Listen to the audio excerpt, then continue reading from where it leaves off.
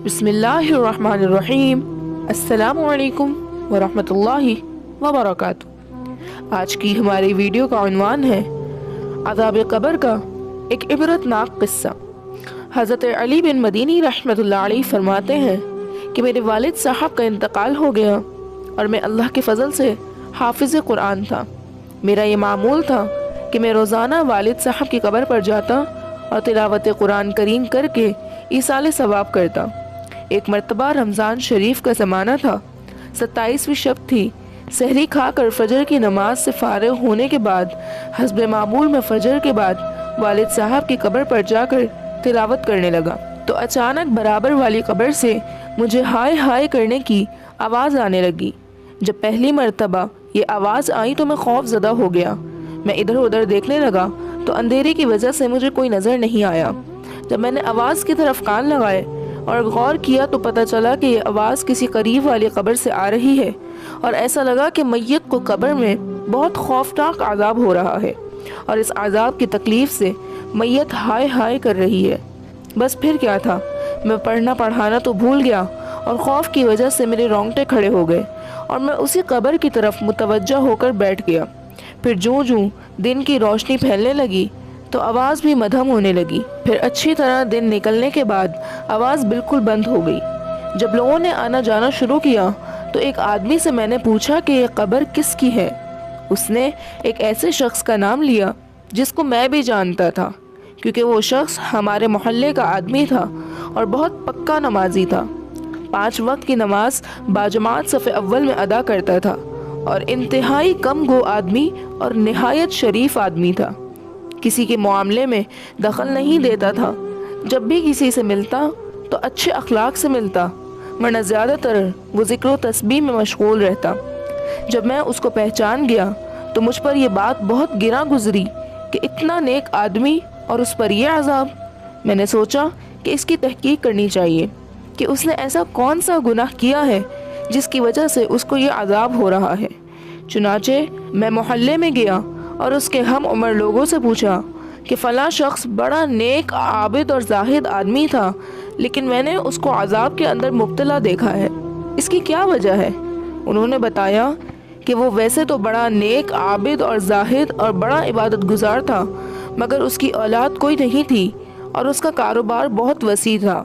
जब वो बूढ़ा हो गया और उसके अंदर कारोबार करने की ताकत न रही और कोई दूसरा उसके कारोबार को चलाने वाला नहीं था, तो उसने अपने साथियों से मशवरा किया और ख़ुद भी सोचा कि अब मैं ज़रिए मुआश के लिए क्या तरीका इख्तियार करूं।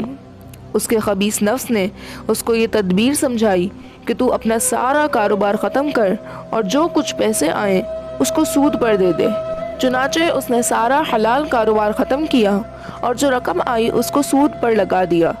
चूँकि कारोबार से फारिग हो गया था, इसलिए हर वक्त मस्जिद में रहता, इशराक, चाश, तहज्जुद, अव्वाबीन वगैरह तमाम नवाफिल पढ़ता और 5 नमाजें इमाम के पीछे बाजमात सफ़े अव्वल में तकबीर उला के साथ पढ़ता और रात दिन ज़िक्र तस्बीह में मशगूल रहता। और हर महीने सूद की माकूल रकम मिल जाती, उसके ज़रिए महीने भर गुजारा करता। बस ये सुनकर मैं समझ गया कि उसको शायद आज़ाब हो रहा था, वो इसी सूद खोरी के गुनाह का वबाल था। अल्लाह ताला मुसलमानों को हराम खाने और हराम पहनने से बचाए।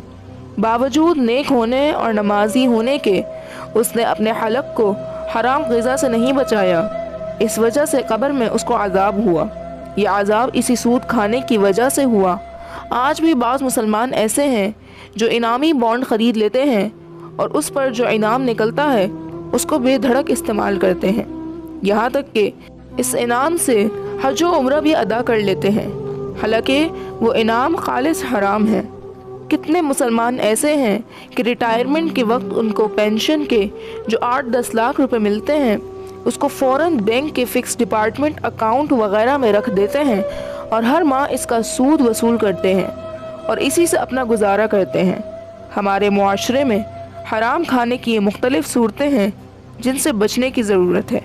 बहरहाल हज़रत लुक़मान अलैहिस्सलाम का फरमाना ये है कि जब दस्तरख़्वान पर बैठो तो हराम लुक़मे से अपने हलक की हिफाजत करो कि तुम्हारे हलक में हराम और मुश्तबा ग़िज़ा न जाने पाए।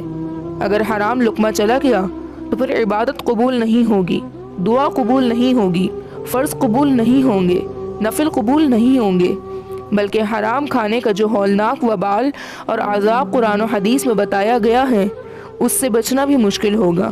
اللہ تعالی ہم سب کو حرام غذا سے محفوظ رکھے اور حلال کھانے کی توفیق عطا فرمائے، آمین یا رب العالمین۔